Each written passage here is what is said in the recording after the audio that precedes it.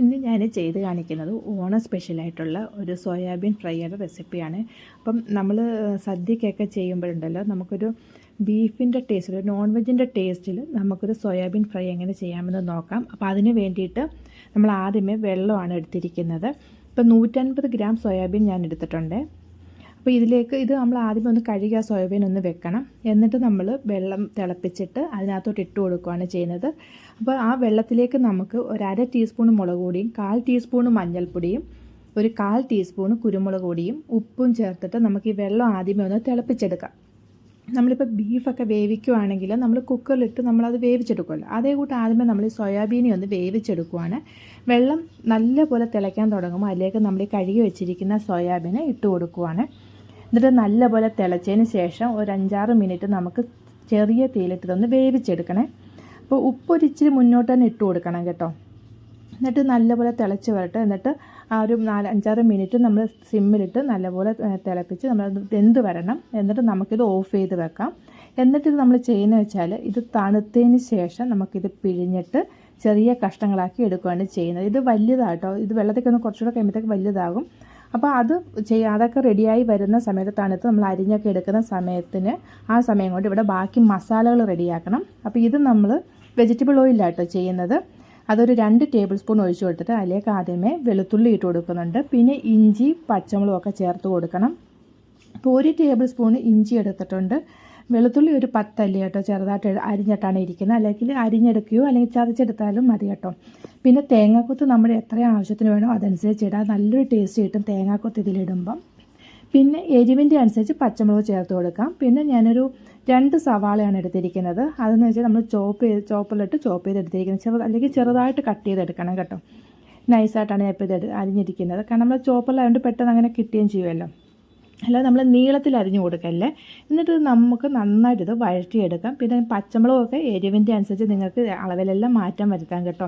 പിന്നെ കുറച്ച് കറിവേപ്പിലയാണ് ഇട്ട് കൊടുക്കുന്നത്. ഇതിനകത്ത് നമുക്ക് മല്ലിയിലയുടെ ടേസ്റ്റ് ആയിരിക്കും നല്ലത് കേട്ടോ. മല്ലിയില എൻ്റെ ഇല്ലാത്തതുകൊണ്ടാണ് ഞാൻ കറിവേപ്പില ഇട്ട് കൊടുക്കുന്നത്. ഉള്ളിയൊക്കെ നല്ലപോലെ വഴന്നു വന്നപ്പോൾ നല്ല ഗോൾഡൻ ബ്രൗൺ കളർ ആയപ്പോൾ അതിലേക്ക് തക്കാളി, പിന്നെ വലിയ തക്കാളി ഞാൻ ചെറുതായിട്ട് അരിഞ്ഞിട്ട് ഇട്ട് കൊടുക്കുവാണ്. പിന്നെ ആ തക്കാളി നല്ല സോഫ്റ്റായി വന്ന് നല്ല യോജിച്ച് അതുമായിട്ടൊക്കെ വരുമ്പം വേണം മസാലകൾ ഇതിനകത്തോട്ട് ചേർത്ത് കൊടുക്കാൻ. അപ്പോൾ ഇത് നമ്മുടെ ഏകദേശം നല്ല സോഫ്റ്റായി വന്നിട്ടുണ്ട് ഈ തക്കാളി. അപ്പോൾ ഇതിനകത്തോട്ട് മുളക് പൊടി ഒരു 1.5 ടേബിൾ സ്പൂൺ ചേർത്ത് കൊടുക്കുന്നുണ്ട്. മല്ലിപ്പൊടി 2 ടേബിൾ സ്പൂൺ ചേർക്കുന്നുണ്ട്. അപ്പം മുളക് പൊടി ഞാൻ കാശ്മീരി ചില്ലി ആട്ടോ ചേർത്തിരിക്കുന്നത്. അപ്പോൾ അതുകൊണ്ട് എരിവ് കാണത്തില്ല, കളറ് മാത്രമേ കാണത്തുള്ളൂ. ഒരു 3/4 ടീസ്പൂൺ കുരുമുളക് പൊടിയും 1/4 ടീസ്പൂൺ മഞ്ഞൾപ്പൊടിയും ചേർത്ത് കൊടുത്തിട്ടുണ്ട്. പിന്നെ ഒരു 3/4 ടീസ്പൂൺ നമുക്ക് ഗരം മസാല കൂടി ചേർത്ത് കൊടുക്കണം. പിന്നെ ഒരു അല്പം ഉപ്പും കൂടി ഇപ്പോൾ ചേർത്ത് കൊടുക്കുന്നുണ്ട്. ഉപ്പൊക്കെ പിന്നീട് നോക്കിയിട്ട് ചേർത്താൽ മതി. പിന്നെ ഗരം മസാലയും കുരുമുളക് പൊടിയും പിന്നീട് നമുക്ക് ചേർത്ത് കൊടുക്കണം കേട്ടോ. അത് എരിവിൻ്റെ നോക്കി ചേർത്ത് കൊടുത്താൽ മതി കുരുമുളക് പൊടിയൊക്കെ. ഇപ്പോൾ നിങ്ങളുടെ കയ്യിൽ എരിവുള്ള മുളക് പൊടിയാണെങ്കിൽ ഇതിൻ്റെ അളവിലൊക്കെ മാറ്റം വരുത്തണം. അത് നിങ്ങൾ പ്രത്യേകം ശ്രദ്ധിച്ചോണം കേട്ടോ. ഇപ്പോൾ ഞാൻ ഇത് ഗരം മസാലയാട്ടോ ചേർത്ത് കൊടുക്കുന്നത്. ഇതിൻ്റെ ഒരു പച്ചമണം മാറുന്ന വരെ നമുക്ക് ഇളക്കി കൊടുക്കാം. പിന്നെ ഇതിനകത്ത് എരിവെന്ന് വെച്ചാൽ മുളക് പൊടിയുടെയും കുരുമുളക് പൊടി, പച്ചമുളക്, പിന്നെ അതിനകത്ത് സോസ് ചേർക്കുന്നുണ്ടല്ലോ. അപ്പോൾ റെഡ് ചില്ലി സോസ് ചേർക്കുന്നുണ്ട്. അപ്പോൾ അതുകൊണ്ട് തന്നെ എരിവ് നോക്കി വേണം ഇതെല്ലാം ചേർത്ത് കൊടുക്കാനായിട്ട്. ഞാനിപ്പോൾ പറയുന്ന അളവിലാണെങ്കിൽ നിങ്ങൾക്ക് എരിവ് കുറച്ച് മതിയെങ്കിൽ കുറച്ച് അതിൻ്റെ അളവിലൊക്കെ മാറ്റം വരുത്തി വേണം ചേർത്ത് കൊടുക്കാൻ. ഇതിലേക്ക് ഒരു 1.5 ടേബിൾ സ്പൂൺ ടൊമാറ്റോ സോസും 1 ടേബിൾ സ്പൂൺ റെഡ് ചില്ലി സോസും 1 ടേബിൾ സ്പൂൺ തന്നെ ഞാൻ സോയാ സോസും ചേർത്ത് കൊടുക്കുന്നു. ആദ്യമേ കുറച്ച് ചേർത്തിട്ട് ബാക്കി കുറച്ചും കൂടെ പിന്നെയും ചേർത്ത് കൊടുക്കുന്നുണ്ടായിരുന്നു. ഇത് നമുക്ക് വീണ്ടും ഒരു 2 മിനിറ്റ് ഒന്ന് ഇളക്കി കൊടുക്കാം. എന്നിട്ട് വേണം നമ്മൾ അരിഞ്ഞു വെച്ചിരിക്കുന്ന സോയാബീനിലേക്ക് ഇട്ട് കൊടുക്കാൻ. എന്നിട്ട് നമ്മൾ ഒരല്പം എണ്ണയും കൂടി ഒഴിച്ച് വേണം നമുക്ക് പിന്നെ നല്ല ഫ്രൈ ആക്കി എടുക്കാം. നമ്മൾ ബീഫൊക്കെ ഉലർത്തിയെടുക്കത്തില്ല, അതേ കൂട്ട് നമുക്ക് ചെറിയ തീയിലിട്ട് നല്ലപോലെ ചെയ്തെടുക്കാം. പിന്നെ ഈ സമയത്ത് ഇനി നമുക്ക് എരിവിനനുസരിച്ച് കുരുമുളക് പൊടി ചേർത്ത് കൊടുക്കാം. ഗരം മസാല വേണമെങ്കിൽ അതൊക്കെ ഓരോരുത്തർക്കും ചിലർക്ക് ഗരം മസാല ഒക്കെ കൂടുതലിടുന്ന ഇഷ്ടമായിരിക്കും, ചിലർക്ക് കുറച്ച് മതിയായിരിക്കും. കുരുമുളകിൻ്റെ ടേസ്റ്റ് മുന്നോട്ടുള്ളത് ഇഷ്ടമായിരിക്കും. അതൊക്കെ മാറ്റം വരുത്തി നിങ്ങൾക്ക് തന്നെ അതിലൊക്കെ അഡ്ജസ്റ്റ് ചെയ്ത് ചെയ്യാം കേട്ടോ. ഇത് നമുക്ക് ചെറിയ തീയിലിട്ട് നല്ലപോലെ ഒന്ന് വരട്ടിയെടുക്കാമേ.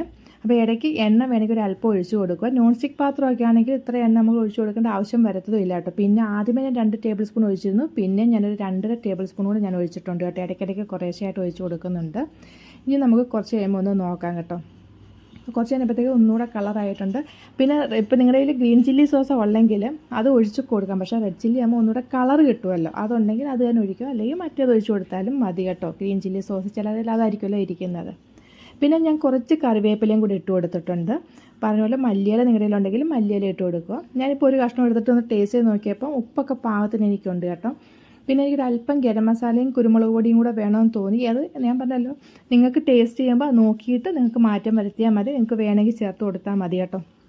ഇപ്പം ഞാനൊരു 1/2 ടീസ്പൂൺ ഞാൻ ചേർത്തിട്ടുണ്ട് ഗരം മസാല. പിന്നെ എരിവിൻ്റെ അനുസരിച്ച് കുരുമുളക് പൊടിയും കൂടെ ഒരല്പം ചേർത്ത് കൊടുത്തത്. എനിക്കൊരു അല്പം കൂടെ വേണമെന്ന് തോന്നി, അതുകൊണ്ട് ചേർത്തതാണ്. ഇപ്പം നിങ്ങൾക്ക് ഇതിൽ കാണുമ്പോൾ കേട്ടല്ലോ ഒത്തിരി കളറായിട്ട് തോന്നുന്നില്ലെങ്കിൽ നമ്മൾ ബീഫൊക്കെ വരട്ടിയെടുക്കുമ്പോൾ നല്ലൊരു കളറുണ്ടല്ലോ, ഡാർക്ക് കളർ, അതേ കൂട്ടായിട്ടുണ്ട് കേട്ടോ. എൻ്റെ ഈ ക്യാമറയുടെ ഇതുകൊണ്ടാണ് നിങ്ങൾക്കിപ്പോൾ ഇത് നോക്കുമ്പോൾ ഒരു ലൈറ്റ് ഷെയ്ഡായിട്ടല്ലേ കാണുന്നുള്ളൂ. നല്ല അടിപൊളി ടേസ്റ്റാണ്. എല്ലാവരും ഓണത്തിന് ഇതൊന്ന് ട്രൈ ചെയ്ത് നോക്കണം കേട്ടോ. ഇത്